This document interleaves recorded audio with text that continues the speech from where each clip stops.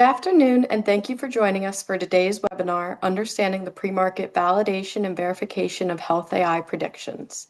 Before we begin, I'd like to go over a few housekeeping items. Today's webinar will be recorded and available through our website and the RadSite YouTube channel. To minimize noise and distraction, all attendees' microphones have been muted. However, if you have a question or comment during the presentation, we encourage you to submit it using your Q&A box. We will do our best to address all questions and comments at the end. I will now turn the presentation over to our moderator, Rene Quashie, Vice President, Digital Health, Consumer Technology Association. Thank you. Thank you very much. I'm excited for this webinar.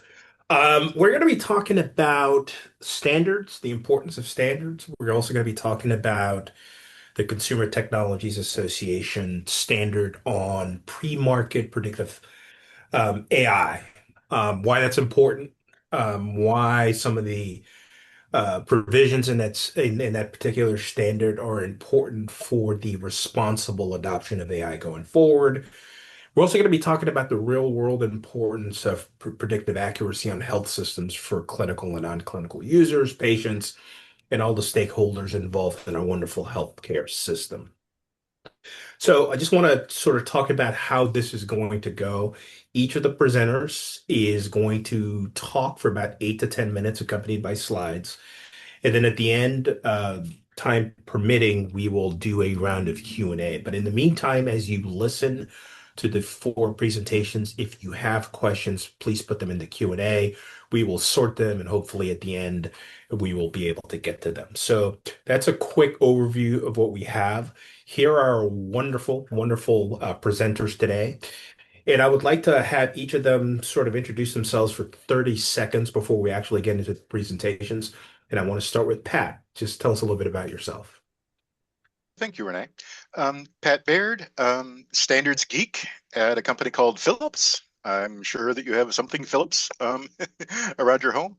And I've been doing standards for a little over a decade. It's great. So thank you for this. Martin? Hi, Martin McDowell, research professor emeritus, University of Illinois, family medicine, and previously tenured faculty at the Xavier MHA program. Longtime academic. Amy. Hi there, Amy Moulton. I'm a practicing physician, also clinical assistant professor at Tufts, and I also lead strategy at Ladder Health, an early stage pediatric developmental therapy platform. I've been in the health technology space for many years now, and really enjoy learning from both other people as well as moments like these. So happy to be here. Thanks for having me. Great. Tom? Yeah, Tom Wilson. I'm an epidemiologist by training, a recovering academic, UC Berkeley and Columbia, but been in the private sector doing epidemiologic consulting for the last 25 years. I'm a member of the CTA Standards Committee on AI, so look forward to our discussion today. Thank you.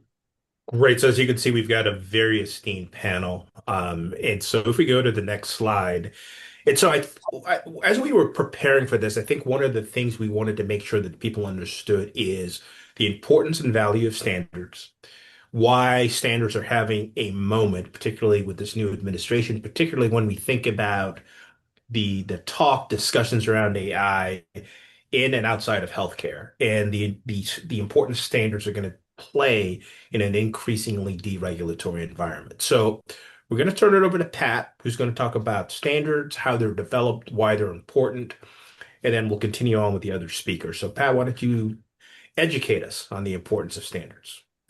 Thank you, Rene. Now, a little bit of background, and I'm saying this just to sort of set the stage for why I'm so passionate about the standard stuff. I used to be an engineer, software engineer. Medical device company. I had responsible for over 100,000 patients on my machines every day. I did developing new products. I supported existing products. The designers originally for this 15-year-old product weren't around anymore, and but I had to go out and troubleshoot. I had to go out and handle the complaints. Anything bad going on. So I also spent an entire summer. My manager said, go invent something new. And I said, okay, well, I need this big travel budget and I need to visit a bunch of hospitals across the US. And they gave me the money. Um, and so I went to small hospitals and big hospitals. And, engineers, we think things in a certain way. And wow, I saw that healthcare delivery has so much variation, even for, the same kind of thing that you think that they would agree on. They have radically different approaches. And I remember visiting one hospital that you've all heard of, and someone pulled me aside and said, you must absolutely have this new feature on your next release. And a week later, I was on a different at a different hospital, well known, and you've heard of it before. And they pulled me aside and so no matter what, you must never have that feature. So if I only visited one, I would have been biased and I wouldn't. I really love having that different perspective on things. And so I told management, okay, we had the feature, but make it configurable. Um, but I'm mentioning all of this stuff because what I like with the standards committees is the people from different point of view, right? And insert the you know blind men and an elephant kind of metaphor there. But another question that comes up is why do we have standards when there's regulations that are out there? We just follow the regulation there; it's safe. Well, creating standards is much faster than trying to create regulations. The emerging issues, which we talk about a lot at particularly in CTA, means we have to do things maybe a little different than before, and we need to move much faster than how fast regulations go. My experience has also been by the time the regulations are created, feedback, updated, issued, finally get into the, well, then the technology's changed again. And so what got for the regulations isn't really fitting. And also, a lot of times the regulators are showing up in standards development. So a lot of we get to better understand their needs. Or why is the regulator wanting that? Oh, okay, he gave me some extra context. That was great. And again, back to that theme of the different folks in the committees have different backgrounds and different experiences. And so sometimes that can be a point of friction. But overall, it's just showing us the world is a lot more complex than what we think. And let's make sure we don't screw up the standard. Next slide, please. Sometimes I like to think of standards as, well, okay, there's the regulation over there.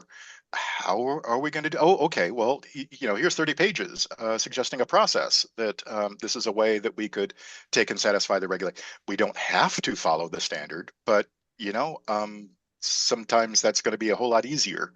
And it also helps when you're having to take and pitch internal sales and get some stakeholders involved that don't want to be involved with the standards.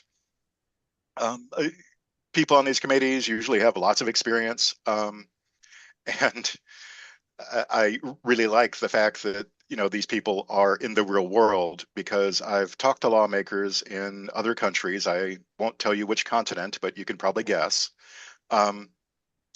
They want a single set of AI rules and AI standards that apply to everything, all industries. Everybody must follow X. It's like, well, that doesn't actually work for us. That doesn't make the product any safer or any better. I've also had some customers who started quizzing me about standards compliance itself. So, there's some other business side bonuses for it. Next slide, please. So standards don't develop overnight. How long it takes is going to depending on the topic. Some things are new. Some things are just, it's been 5 years. Let's go back and see what kind of tweaks we need to take and do. Different standards organizations.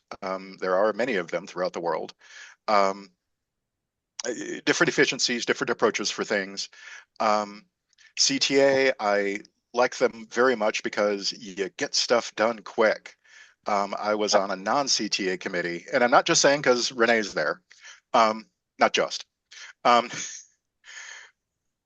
One committee, between the time the committee was approved and they said, we're going to launch a new project, and they had their first meeting, was 9 months. 9 months to hold a meeting. In the same time at CTA, we kicked off a project and had the initial draft done in less than 9 months.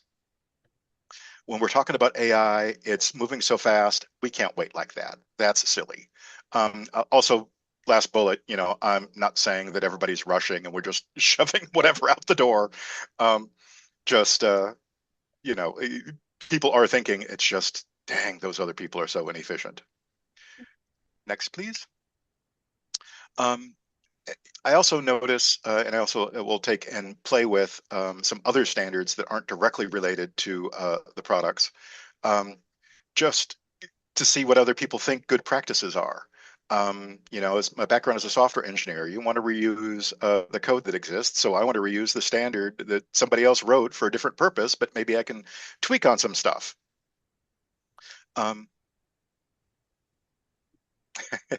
Had a lot of interesting observations from other types of AI standards, from self-driving cars and little robot submarines, etc. That really helped when it was putting together some of the CTA standards. Taking a look at that. And next. So another thing that I really like about CTA, and again, it's not just because Rene is here, not just, but it's very direct. It's very to the point. It isn't, 50 pages of introduction before they actually get to thing. You can find what you need to do and be compliant with real quick. This trustworthiness standard itself is really only 16 pages long. While you're waiting for your next meeting to start, while you're doing it over lunch, you can crank through this pretty quick. And another thing that I also like about how CTA approaches things is it's very, very clear on what you shall do to be compliant with the standard versus, this is a kind of a good practice. We're not going to make you do it to be compliant to the standard, but you should do it. Just very, bulleted lists or just very easy format for you to take and understand it, and also easy format for you to copy it into your corporate procedures for taking and doing some of these things. Also really like at the end of this 2090, there's an annex that points, the standard isn't going to cover data privacy laws or what the FDA and FTC is, but go look there, go look there, go look over here, go look over if you want to learn more. So it doesn't just say do X and done. It says it really helps you take and do that job. Just a little bit of a catalog of some of the things that CTA has published. I'm not going to read it to you, just for reference. And then I'm done, and I think, Tom, you're next. Well, before I turn it over to Tom, just want to give a quick background here, 30 seconds. CTA, we are a technology trade association. We have about 1,300 member companies that cover the gamut. We have a very strong health division that includes medical device manufacturers, technology companies, telehealth companies, precision medicine companies, and an incredibly diverse array of members. And we've had a standards portfolio going back decades. In fact, if you get on a plane tomorrow and you use airplane mode, that's a CTA standard. So talking about the importance of standard, the way Pat just described, it's not just a healthcare thing. It's really sort of encompasses all industries. So Tom, we're here to talk about the predictive AI standard that was published, if memory serves, last September. Kick it away. Yeah, thank you. Thanks for that great talk, Pat. Yeah, I'm just here to summarize the 5 components or objectives of the CTA pre-market standards. If you want to see the whole thing, the website is listed at the bottom of this presentation. So the first thing, data verification. And this is about model development and then model implementation in test sites, in pilot sites, okay?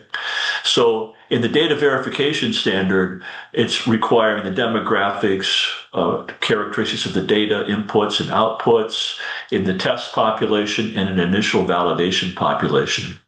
Pat referred to the shall and the should standards, things that CTA does. And the shall, we made it as simple as possible. Use at least one accuracy metric. but you should use more than one. And I'll talk about that in a little bit. The second bit is explainability. It's not just following the guidance of people like Pat and engineers in engineer speak. We think it's important to explain what the model is, what the importance of the model is, and the results are to users and stakeholders. So, sort of the 8th grade level kind of explanation, or 12th grade or whatever.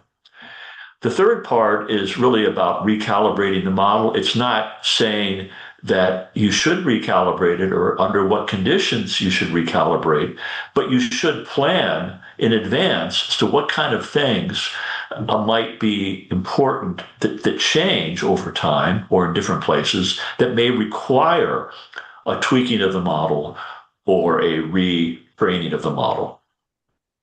And the fourth item is what we call basic deployment testing, which is just rolling out the AI predictive model in a site where you're not doing an independent validation of the reference standard. You're just deploying it, seeing what the results are, how they compare to the model results.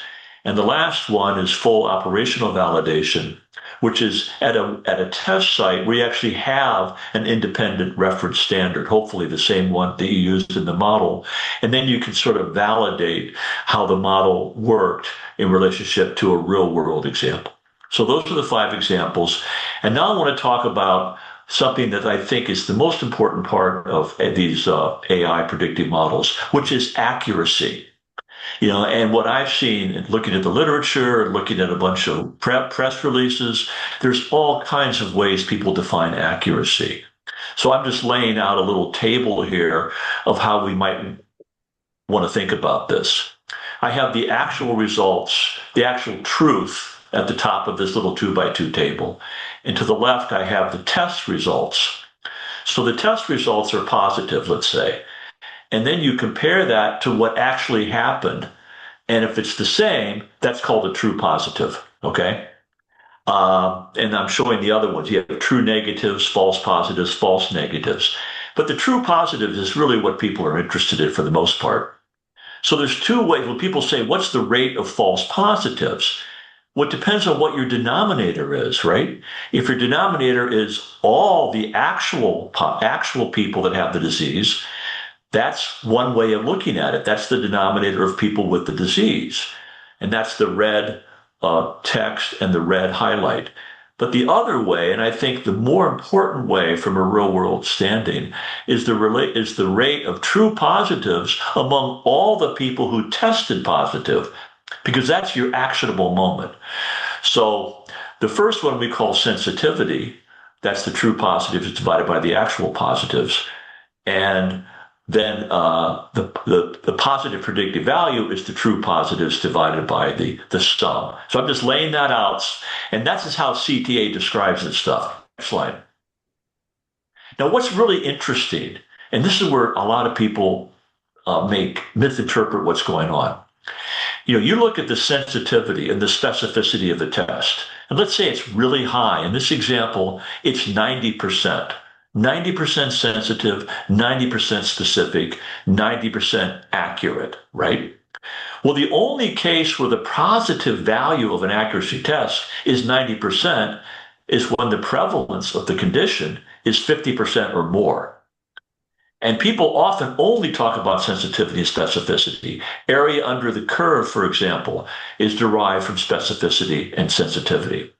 But in most cases, in most conditions, the prevalence is way below 50%, way below. In this second slide here is an example where it's 10%. The sensitivity and the specificity are exactly the same, 90%. But the positive value of a predictive test drops from 90% to 50%. So that means 1 out of 2 people you test, later on you explore who they are, half of them will actually have the condition and half of them will not have the condition. And we think at CTA think this is an important thing in the should standard to look at positive predictive value. Next slide. Now I'm going to show you, I'm not going through all of these things, but these are 30 different conditions, top conditions listed in Medicare, where the prevalence in over 90% of the cases is less than 50%.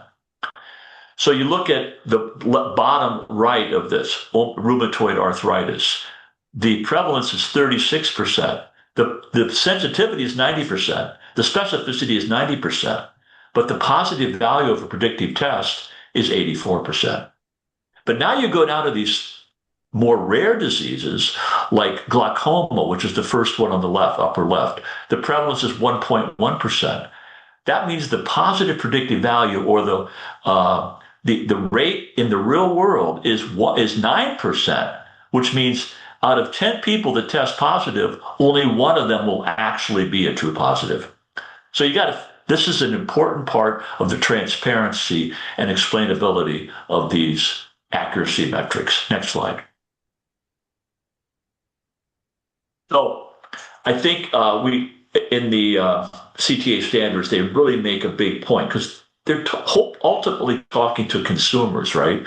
Consumers could be patients, they could be users, physicians, nurses, etc. They could be stakeholders like health insurance companies. So the transparency issue is really important. If you used an accuracy metric, tell us what you use as the denominator, what you use as the numerator. Just don't say rate of false positives. And the second bit, which I've already mentioned before, explainability. Now that we know what the answer is, what does this mean in the real world? And what we found in our research is that the explainability thing really is very weak out in the marketplace. You look at an FDA clearance document or peer-reviewed literature and things like that. It's really, really hard to get a very easy to understand explanation of how accuracy was measured and what it actually means in the real world. So I'll stop there and move on to Dr. McDowell. Thank you. Now, before we get to Martin, moderator's privilege here, Tom, Yeah. just to clarify, this is only predictive. So what about Gen AI? And then this is pre-market. What about post-market? Well, very interesting. First of all, we specifically stated in the CTA original standards, it's only for static models at this point. So it's not for Gen AI. That will come later. And what was the second part? Post-market, pre-market. When are you Okay, going this to is deal with pre-market. post-market? So the post-market, these standards, we use a pilot site in the real world to verify the model. The post-marketing standards, and I'm on the committee with many others, including Amy, on the post-market standards, which will deal more with surveillance, what they call drift, like the model is better than it used to be or worse than it used to be. Why is that? At what point should the model be retweaked or retrained? So hold your horses. More sooner than later, we'll be coming out with the post-market standards. Great. Good question. Love it. Thank you. Yep. So Martin, we're going to turn it over to you. Martin is going to contextualize AI within the quintuple aim and talk a little bit about ROI issues as well. So Martin, please take it away. Okay, thank you. So I just want to start with this big picture question of why our accuracy matters. I know that's sometimes people wonder why we would focus on that. So to take it from maybe 5 or 20,000 feet, and I think like a population health person, I also have an MBA from University of Iowa, so you will see the MBA come out in the later slides. But to start from a population health point of view, let's go back to Berwick, original discussion of what is the objective of the healthcare in the health system. And so we'll start with his triple aim, and his triple aim is to improve the experience of healthcare, enhance quality, satisfaction for individual patients, improve the health of the population, focusing on outcomes and the well-being of the community, not just individuals, but individuals, of course, matter. We think about that a lot in healthcare. We also think about the system and the community, and also reduce the per capita cost, which is a big issue now in the system, lowering the average cost of healthcare for each person within a population. Okay, next, please. And the fourth aim there have been some other aims added over time, to improve the work life and reduce burnout for clinicians and staff. We're talking about predictive AI in this talk, but there's also Gen AI, and this is where Gen AI and using electronic medical records that allow people to, basically dictate in real time and create a draft clinical note through AI can be really helpful in terms of burnout. I have three clinician family members, and they talk all the time about the note writing process. And this is an opportunity where good, accurate uh, dictation creation software can be helpful. The fifth aim, which Dr. Moulton will talk about, is health equity as a goal of the health system. Okay, next, please. So we often hear in health administration, no margin, no mission, and it's a well-established mantra. So AI products are chosen. Uh, we want to choose them to be both, accurate and careful. And you should develop them with a pro forma, so we actually know that we're able to uh, where the product's going in terms of its financials, and as you would do for any other major purchase as an administrator. An AI product can contribute to the five aims if it's accurate and if it improves clinician productivity, with the emphasis on can. Uh, so that's why we're worried about accuracy. Accuracy is necessary for health AI predictive tools, but it's not sufficient for optimal post-market operations. Next, please. Okay, so I'm going to move on to some of the specifics here. Prevalence matters for a condition. If a condition is very rare in a population, it may be difficult for an AI product to be even used by clinicians. So you're concerned not only for the reasons Tom mentioned about prevalence, but are also concerned about will it get used by clinicians. And I would just point out, as you choose products, be sure to get clinician input prior to the purchase related to clinicians validating the product and what it's going to do clinically and how it would help them. Um, have them look at field evaluations of the product so that it will get used. Um, if clinicians assess in their real world use that the AI product is not accurate, it won't get used enough, and they're where are you financially? You spent a lot of money on a product, and clinicians, over time, they kind of stop using it, and then it needs to be a valid product clinically that will actually assist them in their everyday work. And I would point out to administrators on the call, it's their medical license on the line regarding decisions about patient care. And, that's why it's important for clinicians to feel like the AI predictive models that are used are accurate and helpful to them. Okay, as you think about a product, is it going to be a long life cycle? Is it going to last long enough? How long will it be clinically valid?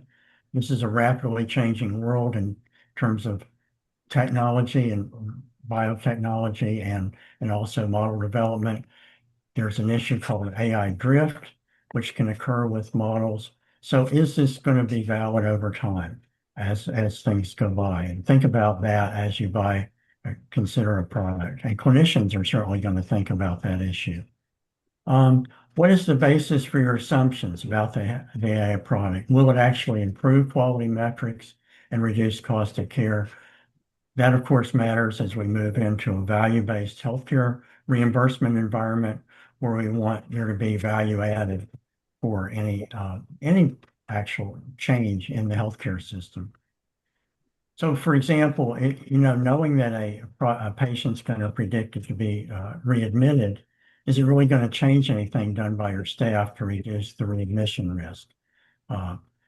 Experienced clinicians, nurses already easily assess patients at risk of readmission. Is this AI prediction going to be helpful? Okay, so who is the vendor? Will the vendor be there for you in the future? Service after the sale? Because models change, models will need Pat mentioned, things evolve. Models will need to be adjusted and tweaked and refined. So will it be there for you? Will they be there to help your staff with training? Because that's a big part of accurate use of the model. Okay. And are any of those costs included in your ROI analysis? So in summary, know that your ROI and your internal rate of return is based on solid analysis using the five prior points. What is your full price, including implementation? Also know that your AI product is going to impact reducing costs or improving the revenue as you decide about a product. And again, point out the C-suite needs to communicate with clinical staff as you decide whether to, now, later, or never decision about a particular AI product purchase. And I'll turn it over to Dr. Moulton next for further comments. Thank you. Thank you, Martin. Amy, bring us home. Great, thanks. Yeah, I'm just going to shift us a little bit away from the stats for a minute. I can't possibly compete with all of that. And just wanted to think about things differently for 1 second, as I tend to do, coming more from the clinical side of things. So I don't think Marie Curie requires an introduction. Probably most of you know her, but just in case, just providing a little context, she was a physicist and a chemist. She was a Nobel Prize winner. She was also a wife and a mother, but she was what we consider to be a brilliant scientific pioneer. And she and her team were working with transformative technology whose long-term consequences were poorly understood at a time when scientific enthusiasm outpaced safety understanding. I just want to stop there for a second, see if it sounds familiar. And this is the reason why I wanted to talk about Dr. Curie for a minute, because this was a long time ago, but we are sort of standing in a similar place at this moment. She and her husband believed in what they were doing. She would actually, it was said, she would carry radium in her pockets, admiring the glow, and she would keep it on their nightstands as a nightlight. So it's not as if she was designing something that was purposefully harmful, but she did die from aplastic anemia at age 66, quite young, and likely caused by radiation exposure. And I bring this up because, like radiation, AI's effects aren't always immediately visible, and it is taking us time to understand some of the effects, both positive and negative. Early adoption without full understanding of risk has the potential for long-term unintended consequences. And we are there at this moment again. So starting in the early stages of experimentation, there is sort of a clear need for safety protocols and precautions. And just really wanted to bring up this example to have us just think about Dr. Curie's early work with radiation and think about the fact that we're sort of at this critical moment where understanding and respecting AI's power needs to go hand in hand with harnessing its benefits, and really standards are a way that we can think about this and stay safe together. I wanted to chat a minute about sort of this human in the loop component. So I wanted to talk very quickly, because I know I only have 8 minutes, about a meeting that I had with a very early stage startup, and they had asked me to talk to them about the app that they were building. It was really based on symptom navigation, which I have worked on in the past with previous startups. And so before I met with them, I tested it myself. And I entered pretty severe stroke symptoms. In fact, it was quite obvious. I had the worst headache of my life, facial droop, vision loss. I'm having sort of this interview that was AI generated. And almost actually, it was more than 10 minutes. It was about 12 minutes later, my interview finally ended. And if you can imagine interviewing someone for 12 minutes when they're in the middle of a stroke, in and of itself is a little bit concerning. But before it told me to go to the ER, and yes, points for telling me to actually go to the ER, this window popped up. And it actually asked me how I liked the interview. And it told me this before I got to the page that told me I should be heading to the ER. I bring this up because this is irresponsible implementation of an idea. This clearly failed any reasonable validation for clinical use, and it should not be available to patients right now, although it is. And it's happening because digital health is actually both technical and clinical.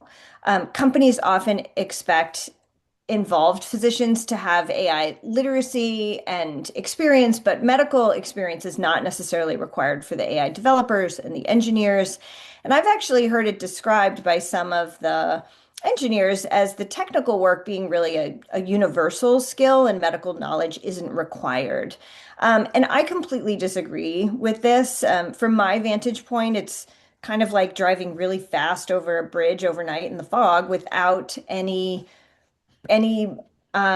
bridge rails or painted lines, and you can't see where you're going. And again, when we talk about standards and why we need standards, this is why we need standards. If we go to the next slide, I wanted to talk about how we're kind of trying to bridge two worlds right now.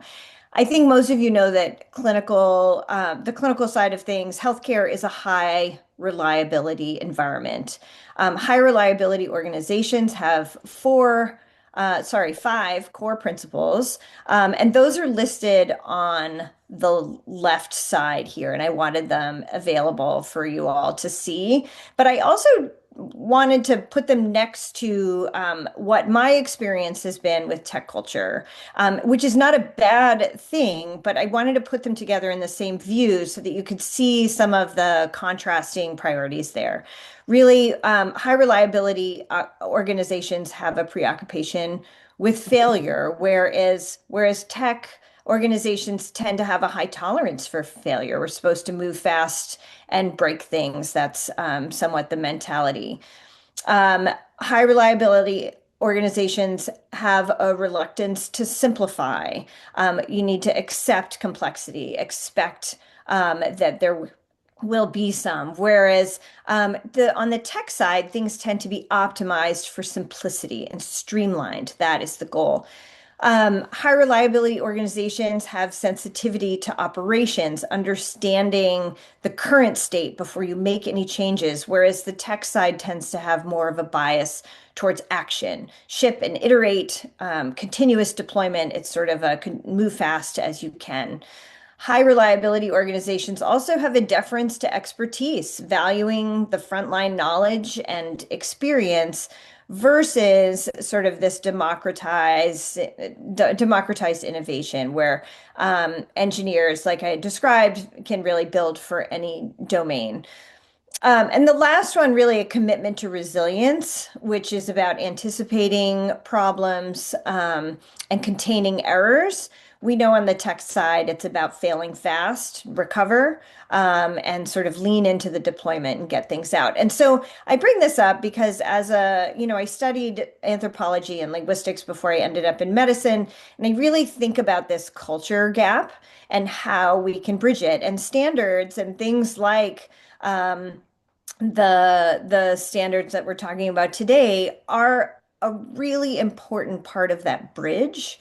And we need to have those bridges to make sure that we aren't actually experimenting on human lives in a way that could potentially be unsafe. Oh, I'm running out of time. I'm going to have to move really fast. No, keep going. This is Okay. great. I wanted to talk about how context matters too. So when we think about sort of the different stakes in different settings, not all recommendations are the same. And I just wanted to put up here sort of three very different situations and contexts and why we need to think about these things and maybe not be so quick to streamline. So when you're in the ICU, for example, if you have an AI sepsis tool or an alert, that happens at 2 in the morning, you basically have minutes to decide. And the clinician in that moment needs to trust that the recommendation is that's given to them is immediate and trustworthy, or else people die. And not to sound dramatic, but it's actually quite true. In the ICU setting, it's a high stakes place. If you think about oncology, AI findings on imaging, well, maybe you have a couple of days to a couple of weeks, and radiologists review it, bring it to tumor boards, multiple specialists weigh in, patients actually are involved with discussing the treatment options, so you have a little bit more time. And then when you think about chronic disease management, you can think about, well, AI might suggest a medication change. Well, you can have months for that in the setting of chronic disease management. This can be a long-term partnership with, getting to know patients and their preferences and their lifestyle. And adherence matters as much as the clinical accuracy. And so the context and sort of the goals for that design may be different. And so I bring that up because one size fits all validation really can miss what matters clinically. And we need to make sure that we pay attention to things like standards to help us understand those differences and then validate appropriately for each of those contexts.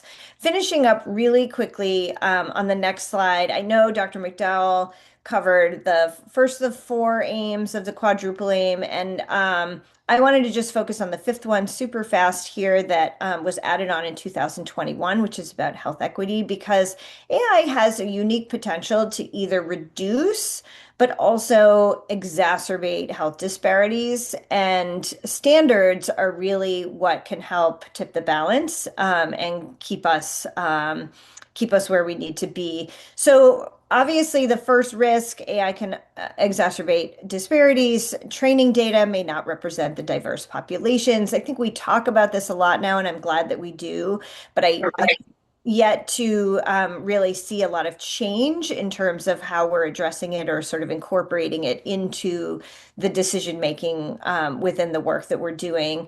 The second thing that really actually keeps me up at night more than anything else, though, is the structural invisibility of harm. And so when AI fails, harm tends to get attributed to the clinicians themselves and not the systems.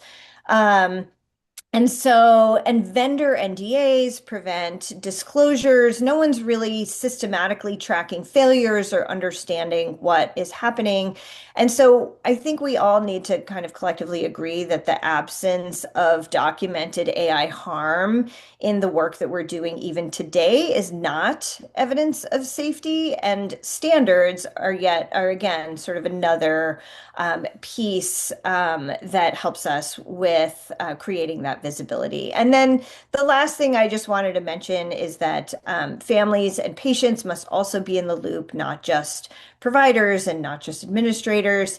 They need to be heard, they need to be at the table, and we need to build trust with them because without these standards and without these conversations where we're all putting our heads together, we're really experimenting on the most vulnerable populations. And this is something we should be keeping in mind at all times. If you pop over to the next slide quick, I know I'm way over time, but really just wanted to summarize it here. And we can look at the slides later, but really wanted to think about what the business case for standards are. And really, accuracy is foundational, but it's not sufficient to have it be that alone. And we really need to be thinking about some of the other factors involved here, but I can talk about it a little bit more in the question and answer. I know I've gone way over, sorry. Well, great presentations all. Thank you very much to all our presenters. Amy, I'm going to stick with you if you don't mind. Sure. You had that great slide with the two columns about the difference and actually quite disparate cultures, right, between healthcare and Yes. tech. How do we marry those two seemingly irreconcilable cultures into something that results in the responsible adoption of AI? I know Mhm. standards is going to be one piece of your answer, but what else do we need to be doing and thinking about? Yeah, I think it's a really great question. Um, I would say that first and foremost, we need to acknowledge it. I feel like I have a lot of conversations in various contexts where I think we don't fully acknowledge and agree that there are such disparate perspectives on the how we do this and how we really do have very different cultures. So I think once we agree that there is this this gap to bridge, then we need to create this common language and sort of shared goals around what it means to move fast safely. I heard it earlier in the discussion, the idea that some of these standards were written so quickly because to have them created in a more academic context was too slow. It's taking too long. Um, we we need to work together to speed up and slow down at the same time and be working on this together and finding the common language so we can just get it done quickly, but also carefully and effectively. Right. Yeah, great answer. So I'm going to turn both to Pat and Tom. One of the things I always hear about from critics of the standards process is that the standards are created by the very stakeholders who are going to need to abide by its requirements. So isn't that an inherent conflict that really compromises the integrity of the standard? Pat, we'll start with you, and then Tom can weigh in.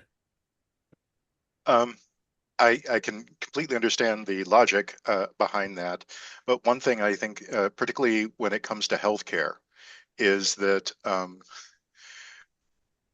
what you're doing can directly impact, the patients out there, and all of us are patients.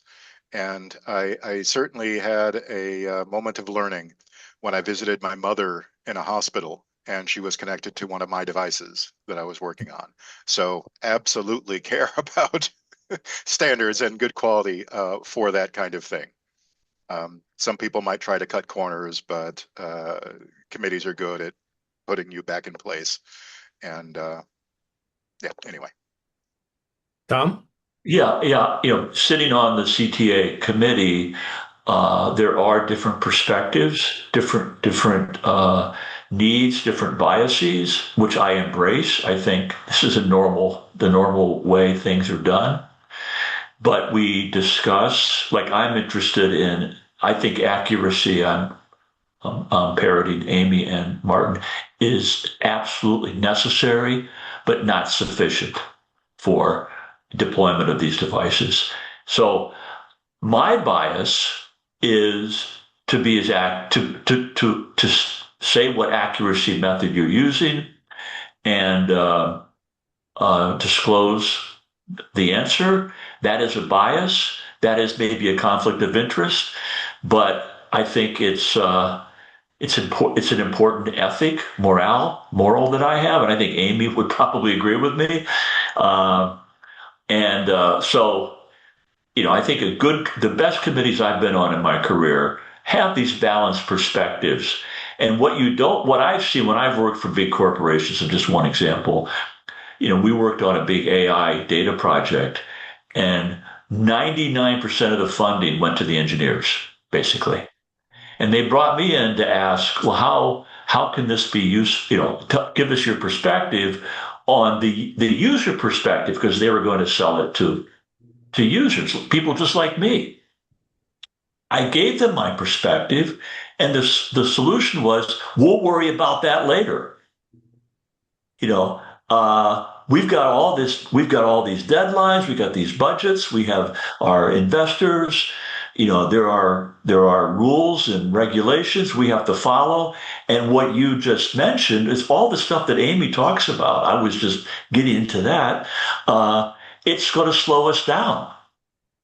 And it's no problem because we'll figure it out later. That was what happened. It was quite illuminating. There's a bias that wasn't resolved. Yeah. So those are my comments. Yeah, no, it brings up some other questions I have, but I want to bring Martin into the discussion here. Martin, you went through this sort of these great questions that people ought to be asking themselves as they deploy AI. So I got a couple of thoughts there. Were you thinking about those from the perspective of a hospital or health system with resources? And how are physician offices and others who are attempting to figure out what to buy and what to deploy? How are they supposed to go about this, given the fact that they've got limited resources to sort of evaluate these tools? Well, this is a complex topic to introduce new technology, as is true, always true, when we bring in something new. And I think you need to get a diverse group. Management training will say if you want the best solution to something, get a diverse group of people with different backgrounds. And uh, you can go forward with a single disciplinary view, but in terms of the long-term quality of the decision, it's best to start with a diverse group. So people can, make their own choices about who to involve in a decision. I'm not here to say how to manage your organization, but I would suggest that we try to be interprofessional, especially on this topic. And the one profession we don't have on this call that is relevant is the healthcare lawyers, because people talk about, well, we're not accountable. Well, ultimately, when there's a malpractice suit because somebody said the AI told me this was the diagnosis, well, who signed the note? And all of us who know clinicians know that there's, concern about medical liability. And so in a longer term view, and I haven't seen a lawsuit yet, but I'm expecting one where somebody said, oh, the diagnoses were picked by AI and I thought they were fine. And somebody says, well, you missed something. So I think it takes a while, as we all know, anything legal takes a long time. But you do want to be concerned about, as Amy has talked about, the careful use of AI, because ultimately the medical legal world comes down to patient harm. And we want to make sure we don't harm the patient. Do no harm is the mantra, for medical students. And I found that it's amazing how people, when they get different disciplines together, can really learn from each other. Uh, we used to have an interprofessional program at University of Illinois with three clinical professions, and it's surprising even there that they weren't familiar with what each other did in the real world. And so in this case with AI, we definitely want to involve multiple viewpoints, and as Amy and I are implying, that the C-suite should get clinicians in the room, probably their IT people in the room, form a committee and listen to each other.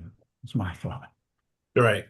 That makes a lot of sense. Pat, I'm going to turn this back over to you. One of the other criticisms I hear about standards is lack of enforcement teeth, right? If you violate a standard, so what? Could you speak to that a little bit? Sure. So what my experience had been, and you're correct, that you don't have to legally follow the standard, but what I've had for auditors and inspectors, well, okay, why is it that you're not following it? How, you don't think that these are good ideas captured in here? Well, then show me how you're meeting this requirement, that legal requirement, and then prove to me that you think that it's good and satisfying. Whereas if you would follow the standard, then there was a lot of consensus. A lot of people agreed that, oh yeah, that's a good process right there. And so that's been my experience with the auditors and Got it. little sub teams, particularly acquisitions of smaller companies, where yeah, they weren't following the standards and end up paid for it. Right. So from a standards professional perspective, is it the hope that standards are precursors or future regulations? I think of them as alternatives to regulation of, hey, here's some good practices. Um, have the regulations at a high level view, Hmm. high level perspective, and the standard is, oh, for this particular kind of device or this particular kind of application, here's a bunch of really good practices. And as we're developing those standard, oh, wait a minute, there's this part over here in the regulation that, okay, technically we don't have to have to address the regulation in the standard, but gosh, it's really handy.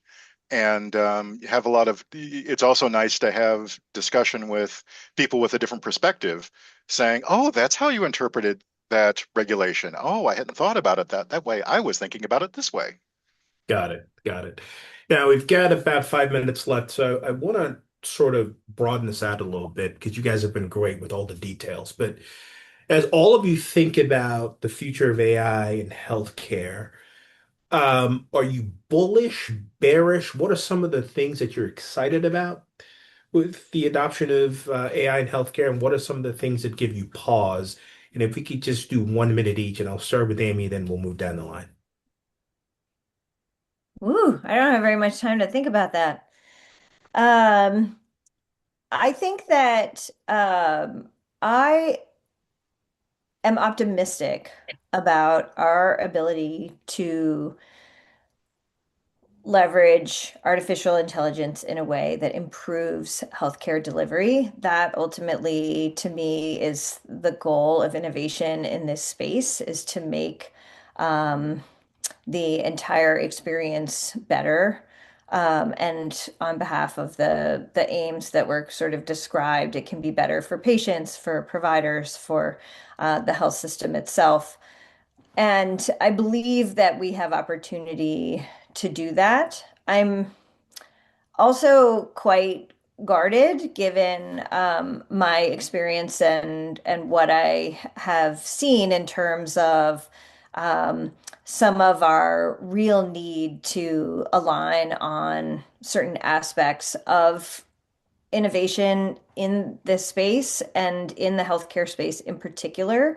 Although, if we were innovating in the airline industry, as you described before, we would have to be equally as careful and cautious. So, I believe that we will be able to do some really wonderful, remarkable things, but I don't think that it will be the way that it's being described and Hmm. marketed now. I think it's going to look very different. What I hope is that we don't have to watch things fail and watch patients get hurt in order to have it move in the direction that it ultimately will go. Martin, 1 minute for you. I think the main thing is to have us pause and realize that this is a complex field of healthcare, and people need to take time to integrate it into practice and think about the appropriate use of it and know what your part of this is to know exactly what's going on in the various dimensions of this. There's the technology, there's the clinical care, and there's the patient, and there's the whole system. And people need to move forward cautiously, not we want people to not become dependent on AI because things can change. We all know that when you model something statistically, it's dependent on the data, the way the model's developed, the completeness of the variables considered. So this is still just a statistical model. It's a special kind of statistical model. And we realize the limitations of it.